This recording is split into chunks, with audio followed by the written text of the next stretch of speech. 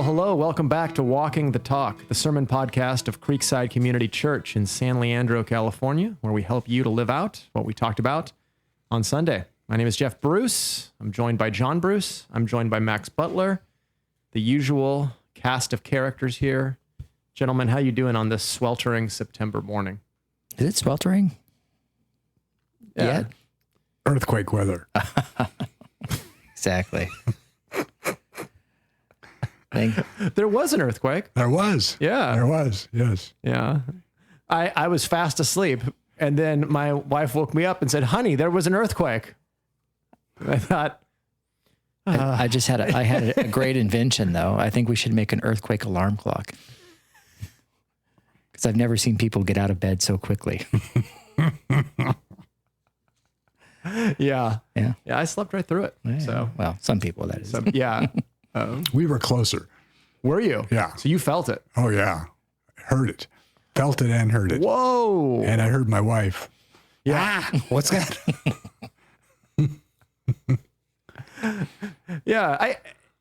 Yeah, we were talking about our emergency plan in an earthquake afterwards, and I was like, I don't know, you get in a door, right? But other than that, it's just an earthquake. Like, there's not a lot of planning, right? And planning afterwards, maybe you should have some food and water, but during the earthquake, you just Just ride it. yeah, Find a door. Just ride it out. you just ride it out. Yeah. It's just the Hayward fault releasing pressure so that we don't have a big one. Yeah, that's the comforting lie right there. That's the good thing that we tell That's right. ourselves. That's right. Good. Well, we are continuing in 1 Timothy today, and end of 1 Timothy 2, part of 1 Timothy 5, and parts of 1 Timothy 3. So 1 Timothy 2:15, and then part of 5. Start with that. One of the more perplexing verses in all of the New Testament. Paul, after talking about Adam and Eve and their creation and authority and men and women and teaching in the church, says this, yet she will be saved through childbearing if they continue in faith and love and holiness with self-control. In chapter 5, he says this to younger widows, but refuse to enroll younger widows, for when their passions draw them away from Christ, they desire to marry, and so incur condemnation for having abandoned their former faith. Besides that, they learn to be idlers, going about from house to house, and not only idlers, but also gossips and busybodies, saying what they should not. So I would have younger widows marry, bear children, manage their households, and give the adversary no occasion for slander. For some have already strayed after Satan. Well, I think that speaks for itself, right? Yeah. No explanation necessary. Yeah. All right. We can just go on with our day then. Yep. Good. Yeah. So we'll get to why I did the cross-reference there in a second, but 1 Timothy 2 is one of those classic interpretive conundrums. I feel like it's one seminary professors would love to pull out and just say, okay, how do you handle this one? Yeah. Yeah. Yeah. No one wants to take a stab at this first. 3 guys talking about childbearing. No, I think it is, I've been thinking a lot about desires. Yeah. And there is a mentality in our culture that your desires are good and that whatever you want, you need to pursue to be authentic. Right. That we don't need to restrain our desires. We need to follow our desires. And so the whole idea of not getting or not pursuing what I want seems anathema to many people. Yeah. And so that plus the way women in particular have been taught by the culture to think of their lives and think of their desires and which desires, the valid desires and the most important desires, really makes a passage like this hard for us to explain in our culture, while in past cultures, that it wasn't that hard because there was just more of a clear delineation in roles. Yeah. Yeah, and I think beyond roles, just embodied realities. Yeah. And the way we think of those, right? It's a good point you bring up about desire, because I was actually having a conversation with a Creeksider about this yesterday, that in the modern world, the meaning of the self is detached from the meaning of the body and the meaning of nature. Mm-hmm. So the real you is the self, which is your thoughts, desires, and wills, your will, and that there is some kind of internal coherence to that. So all of those things are pointing you in a direction that your self gives you to go. Mm-hmm. But your body has no latent meaning, has no orientation, has nothing objective that would tell you how to orient your life.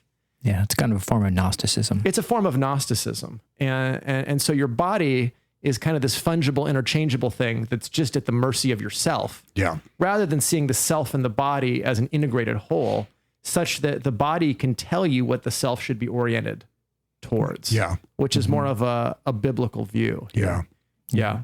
And I think that helps to make sense of what Paul is saying about childbearing more broadly. Yeah.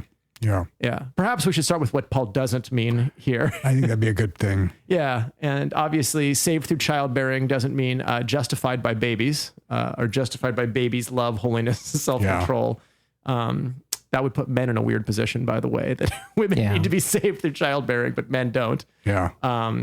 So it's not earning salvation. Some people think it's a reference to physical preservation, right? To be saved through childbearing is to be delivered from the dangers of childbearing. I would just say that's not the way that the word saved is typically used, particularly in Paul, when he uses saved and the Savior and salvation. He's talking about realities that Christ has brought about, not just physical preservation. Spiritual salvation is what he's talking about. And then I think the reference to Eve is an interesting one.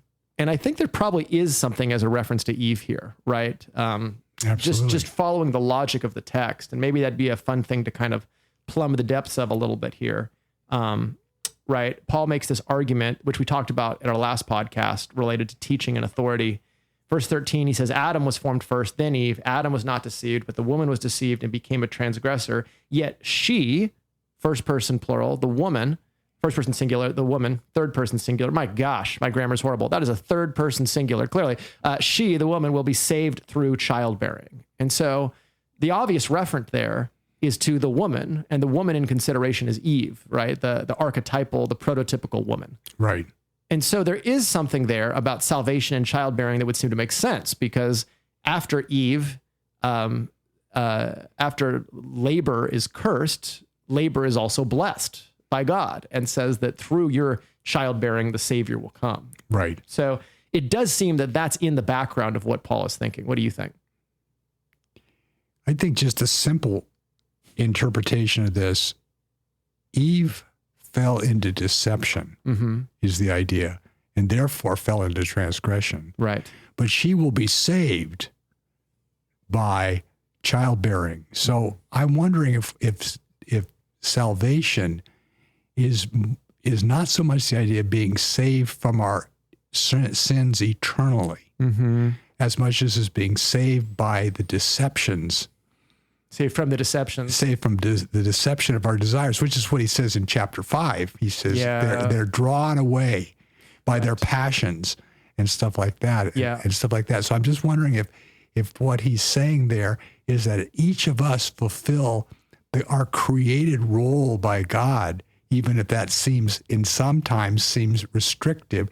It's actually to save us from being deceived. Yeah. And the deceptions of sin.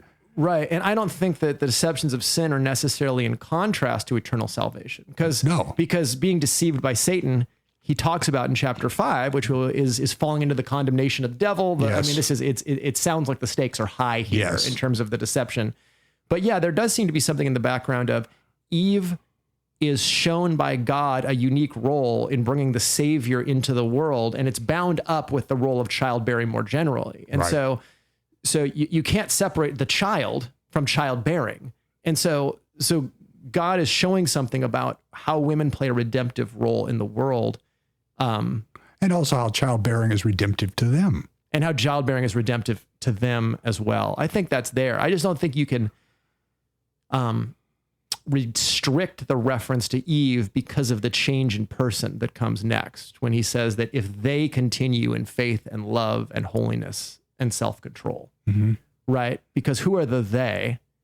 And the most natural referent would be the women that he has talked about back in verses 10 and 9 and 10. And when he talks about the women, and he specifically says there that women should adorn themselves with modesty and self-control. And so he uses that term. And so he seems to be picking up the same reference here of self-control. Right. Yeah. Max, were you going to say something? No, I'm just thinking about the idea of the role of childbearing. And it's not that it's just women that, I mean, they obviously have to bear the child physically, but then raising the child too, and back to what you were saying about dying to one's own desires. I mean, there's obviously when you have a kid, you have to lay down your life. And that's the one thing I've experienced as being a parent is so many of your desires you die to be able to raise them right. And if you don't, then the kids go off the rails. You know? Yeah. Very true. Right. Well, and I think you mentioned chapter 5, and the reason I included it is it just seems that Paul is addressing the same issue here, that there are younger women who are tempted to live promiscuously. And the promiscuity is going in a few directions. One could just be being promiscuous. One could be marrying a non-believer and getting into a marriage for the wrong reasons. Yeah. It seems to be is what's happening here. And that has very serious consequences, Paul says in 5:11, that their passions draw them away from Christ, or against Christ. And so whatever kind of marriage this is, it's not the kind of marriage Paul would commend. Yeah, it's being led away by the rule of desire. Right. Whatever desires are, anything that contradicts what God's will for us is, God's desires for us is. Right. Those desires are deadly. Right. Yeah. No, that's good. And it seems that Paul is fighting a battle on multiple fronts here because the false teachers were prohibiting marriage. Yeah. And so it's almost like some of these young women might have thought, there's sort of a spiritual superiority to not getting married. Yeah. And yet their passions were driving them towards sexual immorality or marriage for the wrong reasons anyway. Yeah. And so Paul has to counteract both of those. And you can kind of see how that would form just reading the creation narrative and the fall narrative, that there's pain in childbearing and it's associated with the judgment of God. And if you think, well, Christ has redeemed us from judgment, maybe he's redeemed us from this judgment as well. And maybe he's redeemed us from the need to bear children. Yeah. And you could just see how that kind of false teaching could easily take root. And I think Paul's point here is that rather than being a curse for women, that embracing this will be a blessing. Yeah. I think the other thing that's important to say is that something can be normative without being obligatory. Meaning that it's normative for a woman to get married and have children as God's norm for a sanctifying purpose. But that doesn't mean that every woman under every circumstance must have children, because sadly, some women can have children. And also positively, some women are called to a unique vocation of singleness. Is that how you would put it?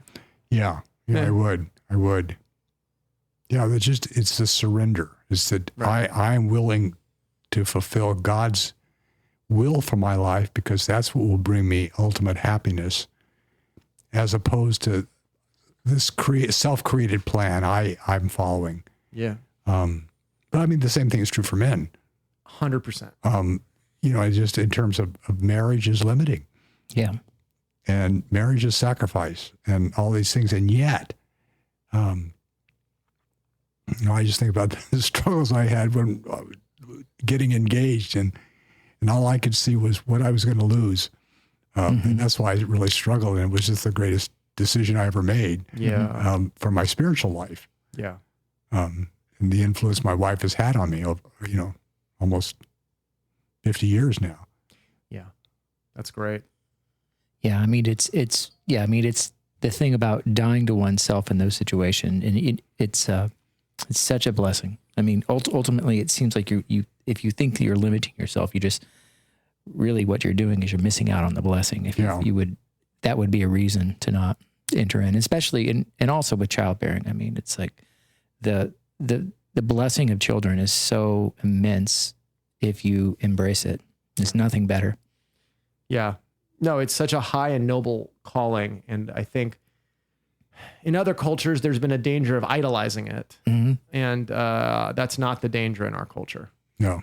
And you can see that just based on fertility rates and other things like that. There might be subcultures where that's a danger, but I think it's more that childbearing is kind of one option among many. And one thing we might do if we get around to it, rather than saying this is a high calling and a tremendous good, and even our very bodies are oriented toward this. Yeah. And so barring extreme circumstances that would push me in another direction, this is something I should prioritize, right? To assume that this is something that I would pursue, both for men and women, to get married and have children, rather than just kind of one choice among many. Yeah. Yeah. And I think that's something that, like I said at the beginning, our culture struggles with, because we just think about our lives in terms of what we want and not what our bodies are oriented towards. Yeah. Yeah. Exactly. Yeah. So for a lot of our listeners, this is a conversation of the past in many ways, right? They've either had children or the window has passed. Right. So I'm thinking more for anyone who's younger, who's listening, hearing this, counsel, wisdom, thinking about the goodness of childbearing. And to sum up what I think Paul's point is there, it's that childbearing is sanctifying for women who bear children. And it is a trial, but it's a trial you'll be saved through and refined through. And by implication for men too, raising children will have that effect. Yeah. So for young men and women thinking about this, what kind of wisdom advice would you give? I think don't make the mistake of saying, I want to get solid in my career before I think about having children. Yeah. And so you basically have children later in life. And it increases the health risks to parent and child. And I think but it's not the priority. Yeah. I think that's the thing. So you have to look at it. What has God called us to do? And he'll take care of us career-wise. You've got decades to work on your career. That's what you're going to be doing. Don't worry, we'll all be working for a long time. Yeah, well, yeah. Rather than, okay, let me get a sizable nest egg so that we will be able to afford to have children. Yeah. And also I will have, I would become partner in the firm by that time, and everything will be easy. Well, it never gets easy for one thing, but another thing, you got to look at how you're put together. Right. When's the best time to have children? Yeah. And I just think, when we had you and Jenny, there's no way I've got the energy now to pull that off. That's a young person's game for sure. Is. Yeah. Yeah, more of the same. I was 34 when, and I not regret, but I could certainly have used the energy. Yeah. Yeah. But there's something you have to be, I think you could consider your spiritual maturity to a certain degree, whether, I think you should be solid in your marriage, making sure that you are both seeking God, and that's a priority. Yeah. Because I think that having that unity, having that foundation was super helpful for us, Yeah. And I think it's good to talk about it in the dating process as well. Yeah. How do we want to think about how our lives are going to go, and what are our priorities going to be, rather than kind of falling into them with this? Yeah. Yeah. And you're never ready to have kids. Yeah. I mean, that's the bottom line, because you have no idea what it's going to be like. You don't know what you don't know. So a lot of it's just, I'll never be spiritual enough. Right. Yeah. I'll never have my priorities right. Those things will happen in the process of following God's will for our lives. Yeah. Yeah. Better what you were saying. Yeah. Just get the conversation out there. Yeah. And I think for when you're young, you've got to take a long-term view of your life as well, and what's going to matter over a long time horizon. And it's not going to be your career accomplishments. It's going to be the people you invested in. And, you might be proud of your career accomplishments, but ultimately it's even the people you invest in there and the lives you change. And if you want to impact lives, having children and raising them to love Jesus, I can't think of a much more effective thing to do than that. at the risk of putting my expert hat on and being a complete expert, is I've listened to podcasts on demography. I think one thing that does strike me about the dropping fertility rate is that your odds do get a lot lower of ever having kids as you get older. Yeah. And so right now in the developed world, it's about a coin flip chance when you're over 30, is what I've heard. So it's about a 50-50 chance once you hit 30. Mm-hmm. And it's about a 15% chance once you hit 35 to have kids. Mm-hmm. And the vast majority of women intended to have kids. Even those that didn't, they intended to, but it didn't happen. Right. And I think one of the reasons it doesn't happen, and this isn't to assign blame to any one person, but just to say the culture we live in, it used to be that there was a compressed period of time where people saw that as this is the time of life I find a spouse and start having kids. And since the majority of people saw that as the time to mate, then a lot of people were looking for each other in that time of life. And it was really like, 22 to 26, somewhere in there, right? Is when you start thinking about, I want to get married and start having kids. As that time has expanded, it's basically gone from a 4-year time horizon to like a 20-year time horizon now, where between 20 and 40 is the time that I can start having kids. The problem is you've got to meet someone who's at the same place you are in this much broader time span that's ready in career-wise and everything else to go and have kids. And the longer you push that back, it doesn't get easier because the person you're meeting is more particular too. They're more settled in their career. They're more set in their ways. They have ideas of what they want their life to like. And you've got to figure out how to be married together, much less figure out how to raise a kid together or have multiple kids together. And so I just think it's not commands, but there's wisdom in realizing that if I have a desire to bring multiple children into the world, my odds go down significantly if I say this is something I'm going to fit into life at the latter end of my years of fertility rather than prioritizing it at the beginning. And so I want to be sensitive there because people are called to different things, but I'm just saying realistically, and I would say for young men out there too, go into marriage and aspire to have kids is the thing I would say. Don't make it hard for your wife to desire children. Yeah. Say, I would love to have children. Yeah. And be excited about it because you see God's purpose in it. And Paul says it very clearly that if you don't know how to lead your family, you can't lead the church. So this is the training ground for leadership, and you need to embrace it as that. And so honor your wife's natural desire to have kids because the desire is there from God. Yeah. Yeah. Oh, that's exactly right. It's good stuff. All right. Other thoughts, or should we move on? Well, I think it's just the whole package is just seeing God's will is really sovereign in these choices. Yes. Not my ambitions. Yes. And so am I following what God has revealed about my body, about life, about what he wants from me and all these things, and then fit in the particulars into that rather than make my particulars really the issue and ignore all these other things, which I think will leave you, if you do that, you'll be disappointed in terms of the outcome, because you have to pursue God's will. Yeah. Yeah. The path to happiness is never a straight line. You never pursue happiness directly. You pursue what God wants, and then you find joy in it. Yeah. Good.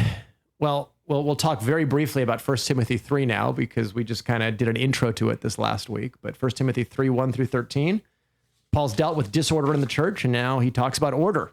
Who should oversee God's people? And he says this: the saying is trustworthy. If anyone aspires to the office of overseer, he desires a noble task. Therefore, an overseer must be above reproach, the husband of one wife, sober-minded, self-controlled, respectable, hospitable, able to teach, not a drunkard, not violent, but gentle, not quarrelsome, not a lover of money. He must manage his own household well, with all dignity, keeping his children submissive. For if someone does not know how to manage his own household, how will he care for God's church? He must not be a recent convert, or he may become puffed up with conceit and fall into the condemnation of the devil.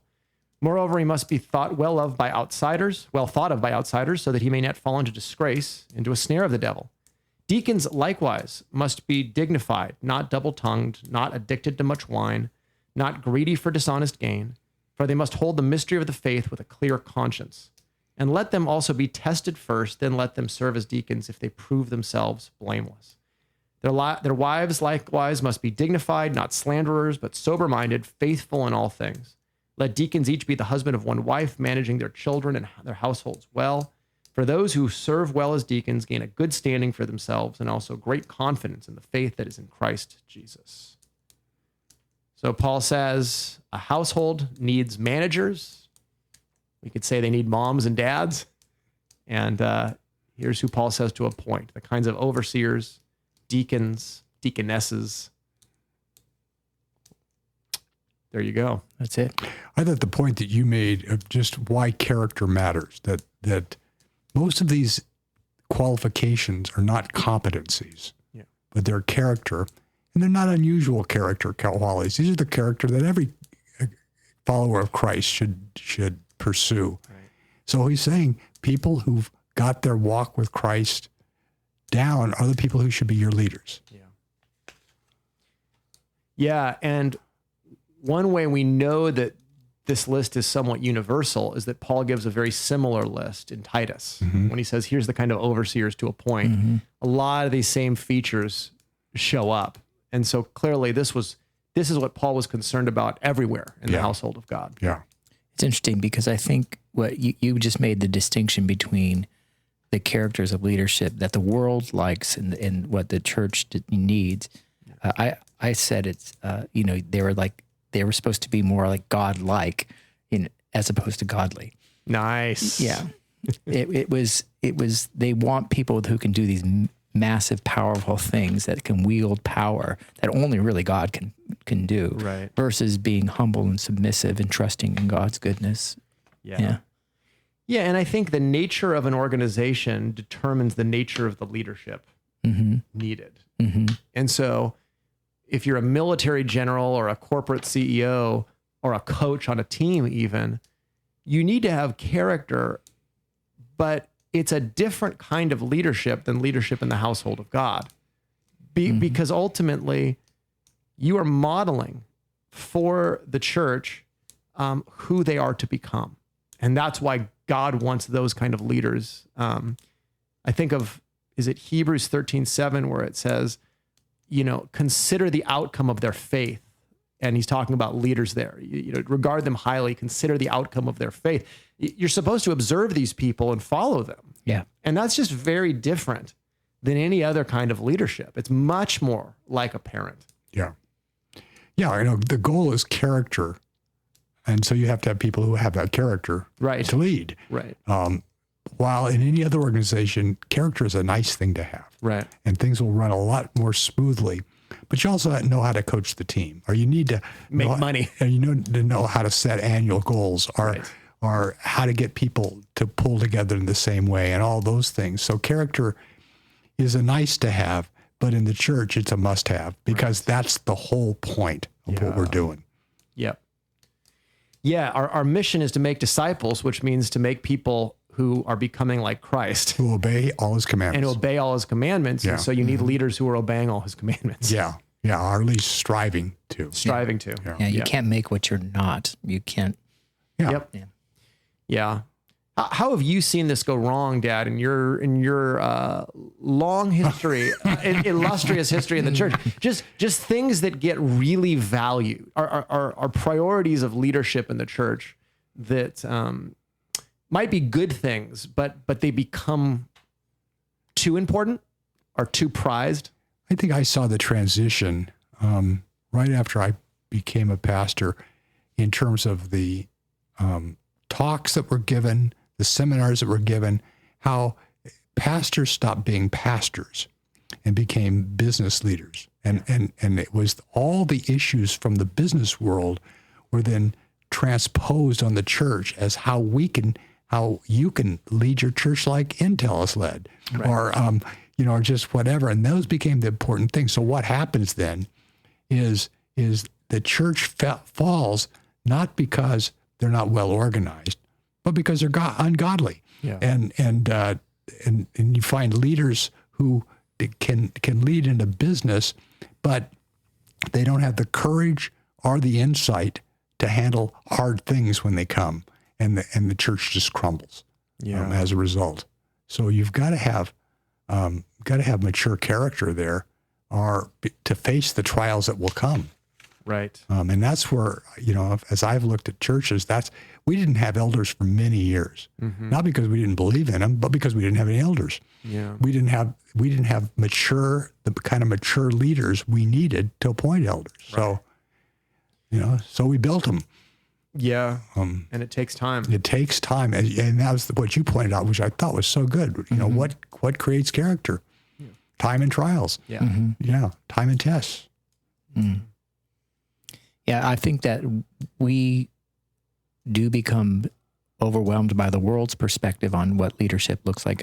Particularly in music, we're definitely emphasizing this an imitation of worldly competence. The way that the music sounds, the way that it's created, and obviously we want to be excellent in everything we do, but the overemphasis of that type of quality of music, it's overwhelmed a lot of ministries in the sense that they hire these people that are really talented and they might not have the character that actually you would want to lead a ministry. And you got to have, if you had a choice between one or the other, you want the character.